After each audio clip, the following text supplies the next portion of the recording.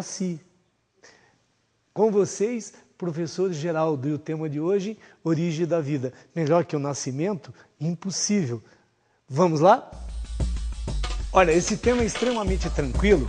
Olha a telinha, origem da vida. No entanto, na maioria dos textos que eu vejo de ensino médio, a informação ela vem um pouco truncada. Por isso eu vou dividir em 2 momentos para você e você vai ficar tranquilo porque o que vier você fecha. Primeiro momento, a discussão da origem da vida num determinado momento histórico. Isso não está escrito em lugar nenhum assim, eu estou falando para você. Você não vai procurar no livro, não vai estar assim. Por que num determinado momento histórico? É claro que até o século XVII, por aí, ninguém tinha dúvida como surgiam alguns animais. Por exemplo, como surgiam humanos? O pessoal adorava brincar de fazer neném. Aliás, durante todos os séculos da história da humanidade, um dos esportes preferidos do homem é brincar de fazer neném. O pessoal sabia como fazia, como nascia, etc. e tal. Mas haviam formas vivas, animais e vegetais, que aparentemente apareciam de forma abrupta. E a humanidade não fica sem explicação. Se você não entende, arruma um jeito de explicar. Por isso que eu falo que é num determinado momento histórico, como é que eu explicava a origem de determinadas formas vivas na antiga Grécia, como é que eu explicava no século XVI, XVII, XVIII e assim por diante. O outro ponto de análise é a origem do fenômeno vida no planeta Terra. Vejam, tudo é origem da vida, mas são 2 momentos distintos. Eu vou primeiro falar da origem de determinadas formas vivas num determinado momento histórico. Esse tema está dividido em 2 correntes: a biogênese ou geração espontânea e biogênese. Agora imagine você a tentativa de explicar o surgimento de determinadas formas vivas há 2.000 anos, 1.500 anos, por exemplo. Alguns povos da antiga Índia, China, do antigo Egito, acreditavam que apareciam formas vivas espontaneamente da matéria bruta em determinadas circunstâncias. E quem difundiu essa ideia, preste bem atenção, no mundo ocidental foi o filósofo grego Aristóteles, que viveu no século IV a.C. É claro, o Aristóteles teve acesso a essas informações e como ele também não conseguia explicar o surgimento de determinadas formas vivas, ele apropriou dessa informação e sofisticou. Segundo Aristóteles, não é qualquer matéria bruta, nem em qualquer momento dá origem a qualquer forma de vida, mas a matéria dotada de uma força especial chamada princípio ativo. É uma força geradora. Então, guarda bem, geração espontânea ou abiogênese. O vivo surge do não vivo, através de um princípio ativo. Ele tentou explicar, por exemplo, o surgimento de rãs. De repente, as rãs apareciam dos brejos. Ele disse, ali tem o princípio ativo capaz de originar rãs. E ninguém questionava isso, porque ninguém conhecia como elas se reproduziam.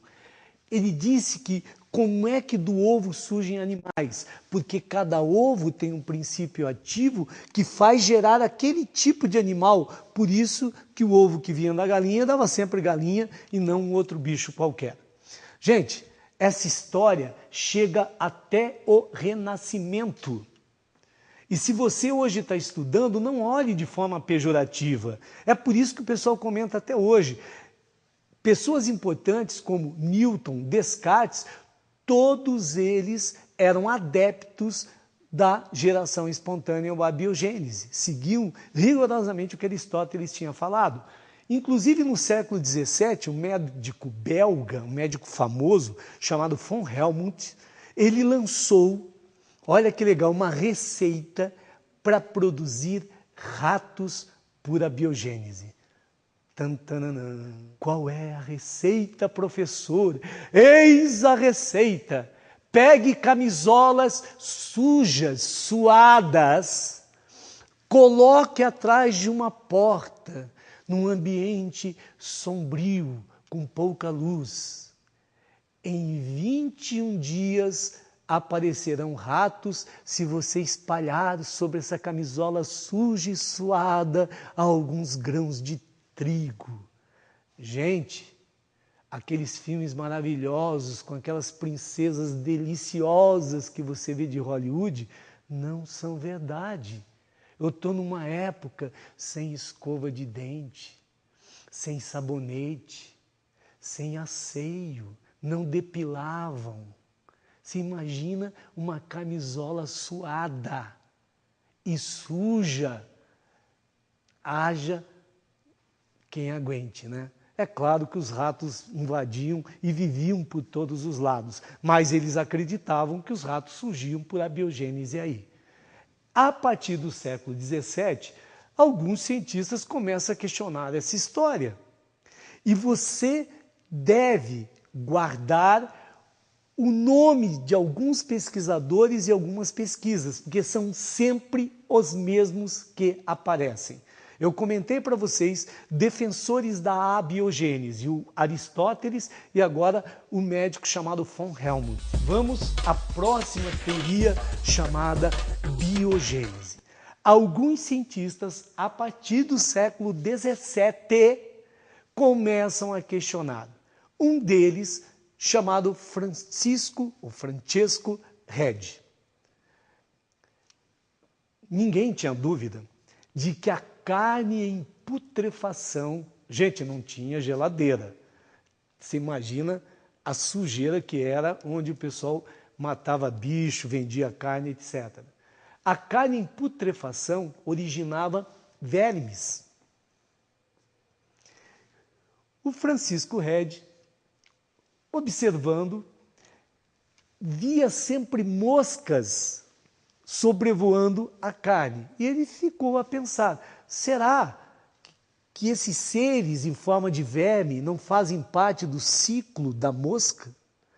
Então, ele pegou vários frascos, colocou carne fresca, cobriu alguns com gaze e outros deixou descoberto. Resultado, em alguns as moscas não entravam, nos outros as moscas entravam facilmente e pousavam na carne. É claro, somente apareceram aqueles seres em forma de verme nos frascos que estavam descobertos. É claro que prendendo esses seres ele viu que se transformavam em novas moscas. Concluiu então Redi que não era a carne em putrefação que originava a mosca, mas aqueles seres chamados vermiformes, que tinham forma de verme, nada mais eram do que larvas de mosca, e ele consegue fechar o ciclo reprodutor das moscas. Logo, carne em putrefação não origina mosca. Você diz, abalou então a abiogênese? Devia ter abalado. Gente, um holandês chamado Lee Van Hoek descobre bactérias, micro-organismos. Eles não chamavam de bactérias, chamavam micro-organismos. O que passaram a falar então os defensores da biogênese? Ora, o Redi resolveu a questão da mosca. Mas como que micro-organismos tão diminutos têm capacidade de reprodução? Só tem uma saída, surgem por abiogênese. Já no século XVIII, a primeira experiência que você vai guardar é do Redi. Lázaro Spallanzani, um padre italiano, resolve fazer uma experiência. Ele começou a acreditar que de alguma forma esses micro-organismos estavam no ar na forma de sementinhas e que pousavam sobre o alimento e desenvolviam em condições ideais.